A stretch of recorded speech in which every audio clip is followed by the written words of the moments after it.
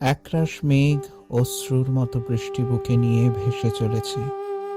আকাশ তাই দেখে অবাক। ব্যাপার কি? এত কান্না নিয়ে মেঘ কোথায় যাচ্ছে? মাঝ বাতাসে দাঁড় করিয়ে জিজ্ঞেস করল, কার ঘরে আগুন লেগেছে? শ্রাবণ তো শেষের দিকে, এখন আবার বৃষ্টির তলব কে দিচ্ছে?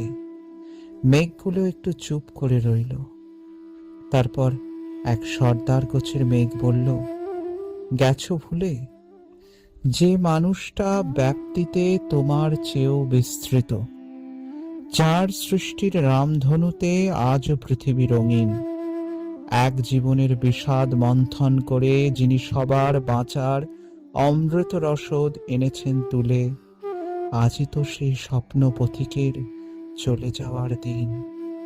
ভুলে গেছো তুমি তা, আকাশ? এমনই এক শ্রাবণ সন্ধ্যায় পূর্ণিমা চাঁদ কত ম্লান হয়ে কেঁদেছিল, মনে নেই তা কি? বাতাসও সেদিন এক নিদারুণ হাহাকারে শুনেছিল কোটি হাহুতাশ। কতটা আঁধার হয়ে শোক নেমেছিল সেই কালো রাত। তুমি ভুলে গেলে নাকি? আকাশ স্তব্ধ হলো। তার মনে এলো সেই পরিচিত মুখ, সভ্যতার শেষ ঋষির।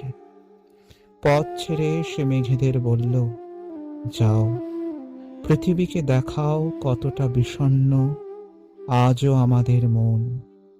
ঈশ্বর হারানোয় আমাদের কান্নারা ঝরুক অঝরে, ধরে রূপ বৃষ্টির। ভেজা মাঠ ঘাটবাট, শহর গঞ্জ গ্রাম, সবার আসুক মনে আজ সেই বিষাদিয়া 22শে শ্রাবণ।